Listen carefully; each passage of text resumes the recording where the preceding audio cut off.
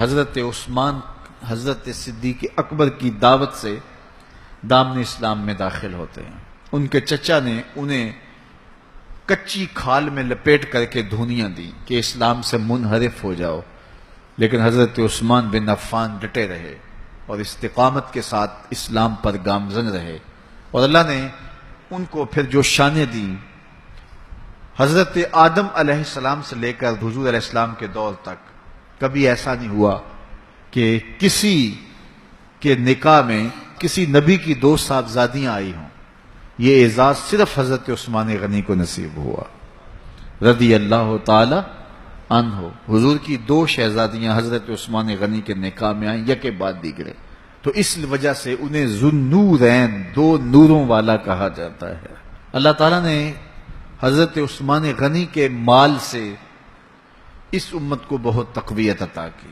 تحریک اسلام کے لیے جن لوگوں نے مالی وسائل پیش کیے، ان میں نمایاں نام حضرت سیدنا عثمان غنی رضی اللہ تعالی عنہ کا ہے۔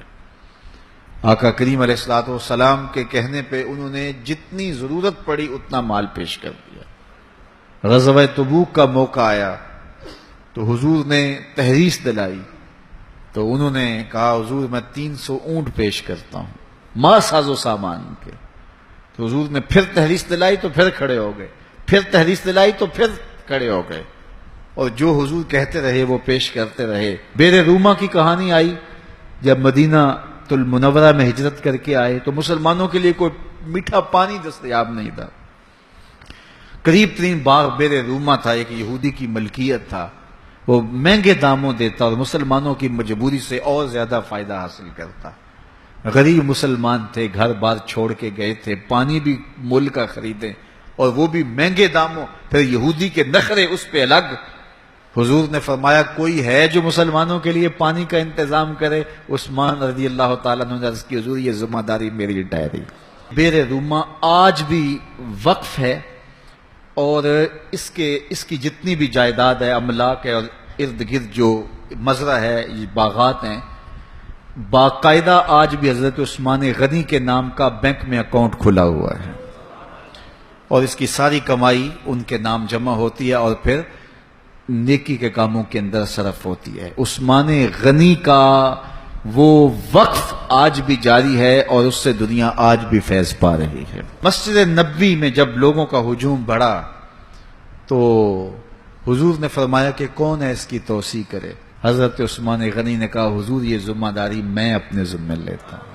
تو راہ خدا میں خرچ کرنے کی بابت آئی تو عثمان کا انداز ہی نرالا تھا، اور پھر حیا جو ان کا ایک ایسی پہچان ہے کہ جو ان کی نمایاں شان ہے۔ حضرت عثمان غنی رضی اللہ تعالیٰ عنہ کا جب آخری وقت آیا تو آپ جانتے ہیں ان کا پانی بند کر دیا گیا تھا، مدینے پر بلوائیوں نے قبضہ کر لیا، اور 40 دن تک حضرت عثمان غنی پر پانی بند رہا، گھر میں محصور ہو گئے۔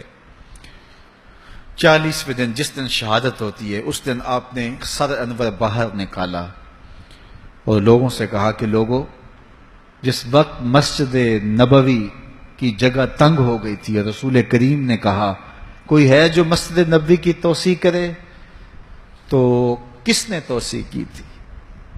تو کچھ لوگ موجود تھے، انہوں نے کہا کہ آپ نے کہا آج مجھے اس مسجد میں 2 نفل پڑھنے کی اجازت بھی نہیں ہے۔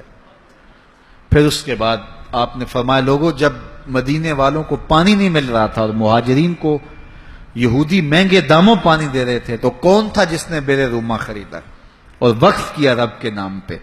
تو لوگوں نے کہا عثمان آپ نے، تو کہا آج مجھے 2 گھونٹ اس کنویں سے دستیاب نہیں، اور پھر آپ نیچے آ گئے اور قرآن مجید کی تلاوت کرنے لگے۔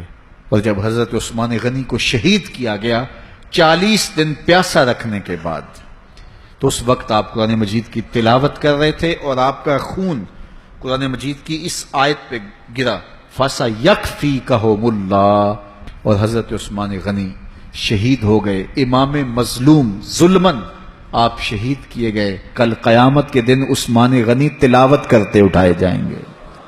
اللہ تعالی حضرت عثمان غنی کی روح کی برکتیں ہمارے من میں اتار دے۔